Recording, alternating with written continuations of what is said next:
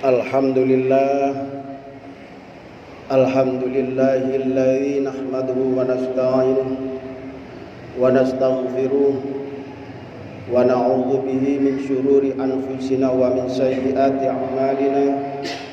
May yahdihillahu fala mudilla lahu wa man yudlilhu fala hadiya lahu.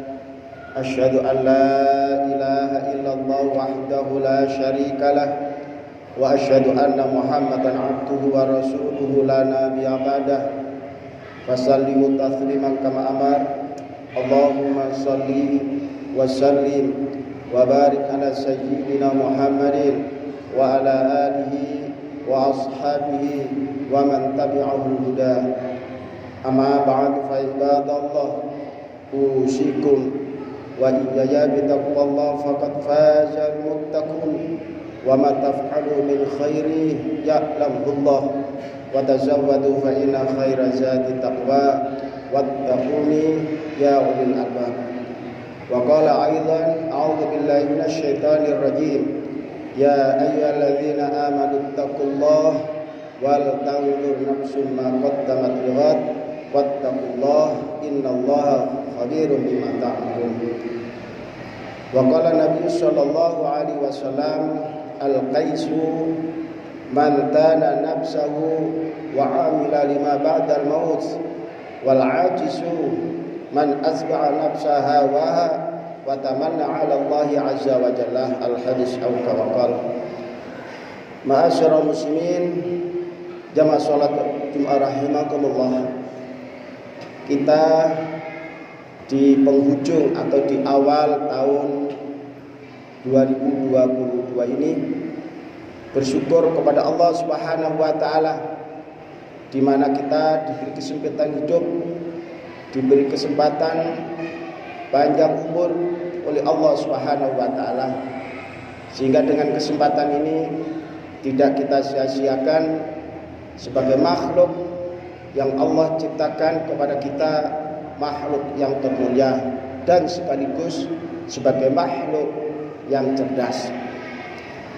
Kemuliaan dan kecerdasan yang diberikan oleh Allah Subhanahu wa taala ini tidak lain sebagai modal dasar kepada kita semua sebagai hamba Allah untuk beriman kepada Sang Khalik, menyadarkan pada diri kita sendiri untuk beriman kepada Sang Pencipta.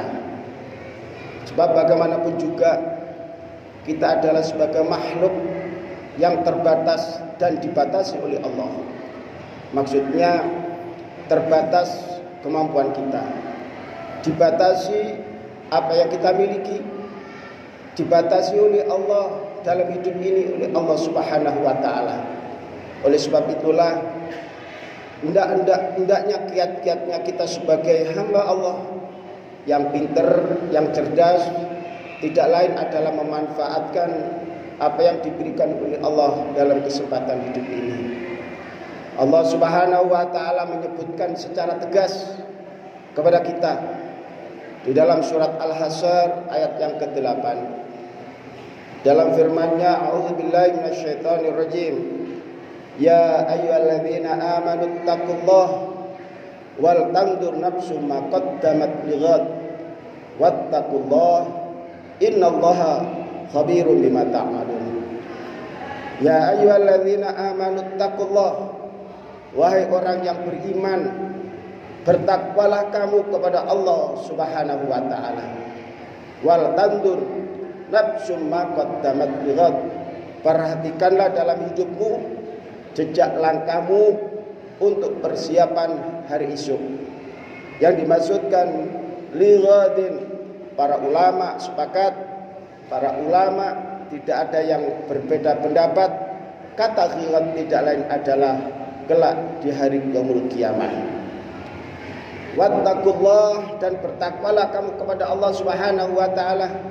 Innallaha khabirum bima ta'malun. Sesungguhnya Allah Subhanahu wa taala selalu memperhatikan apa yang telah kamu perbuat. Ma'asyiral muslimin rahimakumullah.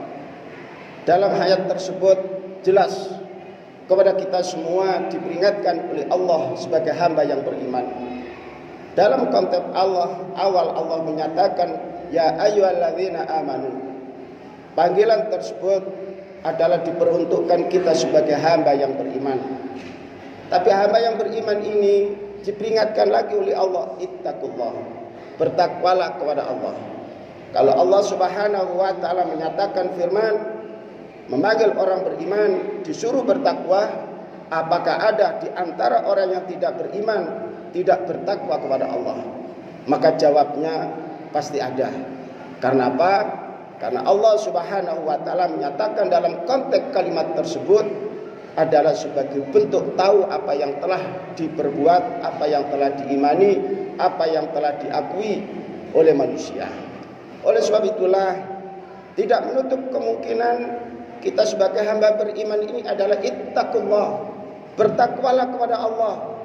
Bertakwa kepada Allah yang dimaksudkan untuk apa? Wal tanzur nafsu ma qaddamat lighad, ialah memperhatikan untuk kehidupan hari esok kita. Sebab kita ini sering lengah dengan kemewahan dunia, dengan kesenangan dunia, sehingga manusia lupa atas hakikat hidup yang sebenarnya. Rasulullah Shallallahu Alaihi Wasallam pernah bercerita kepada para sahabat, tahukah kamu berapa lama hidupmu di dunia dibandingkan dalam kehidupan waktu di akhirat di sisi Allah Subhanahu Wa Taala? Para sahabat menyatakan, wallahu wa rasuluhu a'lamu, Allah dan Rasulnya lah yang lebih tahu ukuran waktu yang dibuat oleh Allah Subhanahu Wa Taala. Maka Rasulullah Shallallahu Alaihi Wasallam menyebutkan, tahukah kamu hidupmu 1000 tahun di dunia seperti halnya hidupmu di akhirat hanya 1 hari. Hidupmu 1000 tahun di dunia seperti halnya kehidupan 24 jam di akhirat. Kalau hidupmu ini kira-kira 100 tahun dibuat untuk membagi dari 1000 tahun, maka hidupmu tidak lebih dari 2 jam. Rasulullah Shallallahu Alaihi Wasallam mengukur dalam kehidupan kita hanya 2 jam. Kalau kita dikasih oleh Allah Subhanahu Wa Taala umur 100 tahun, kalau kita hanya dikasih oleh Allah Subhanahu Wa Taala umur hanya 60 tahun, maka hidup kita sangat singkat, kurang lebih hanya 1,5 jam. Itulah Allah menyatakan kehidupan dunia itu adalah mata'un qalil, kesenangan yang singkat, kesenangan yang sedikit. Oleh sebab itu Allah mengingatkan wal tanzur nafsu ma qaddamat lighad. Akan tetapi hal ini banyak orang yang terlena, seolah-olah kesenangan dunia, seolah-olah apa yang telah dia miliki dunia ini punya satu tujuan, atau seolah-olah hidup ini adalah sudah miliknya. Padahal kehidupan dunia ini belum ada apa-apanya. Dari ayat itulah Rasulullah Shallallahu Alaihi Wasallam membagi di antara umatnya, di antara mereka yang cerdas dan di antara mereka yang lemah ataupun bodoh. Rasulullah Shallallahu Alaihi Wasallam yang pertama menyebutkan al-kaisu, umatku itu ada yang cerdas. Siapakah orang yang cerdas? Kata Rasulullah Shallallahu Alaihi Wasallam, Rasul menyebutkan man dana nafsahu wa amila lima ba'dal maut, ialah orang-orang yang selalu memanfaatkan dalam dirinya hidupnya yang lebih manfaat, yang lebih baik. Dan yang kedua, dia berbuat memikirkan kehidupan setelah hidup ini, artinya berbuat untuk bekal dalam kehidupan kelak di sisi Allah. Oleh sebab itulah Allah Subhanahu wa taala menyebutkan lagi dalam suratul Baqarah, wa tazawwadu fa inna khairaz zadi taqwa wattaquni ya ulil albab. Hendaklah kamu cari bekal. Tidak ada bekal dalam hidupmu ini kecuali dalam peningkatan iman dan takwamu kepada Allah. Wattaquni ya ulil albab, hanya kepadakulah, hanya kepada Allah lah kamu bertakwa, wahai orang-orang yang dikasih akal.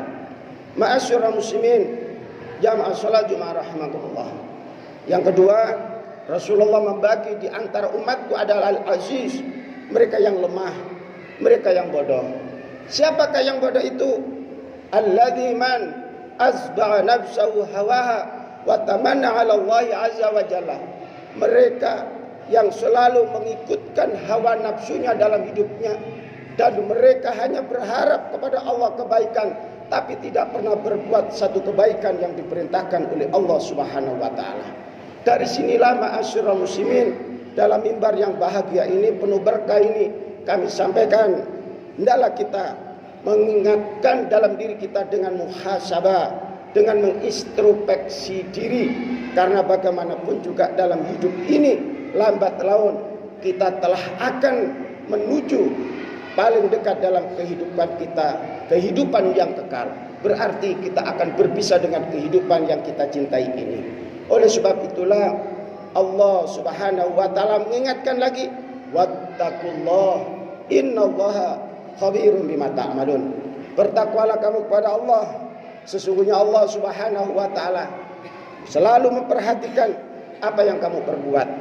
Kalimat kedua wattaqullah ini tidak lain adalah mengingatkan kita yang terakhir, karena kita sering dalam hidup ini hanya disia-siakan kesibukan kita untuk mengurusi duniawiyah.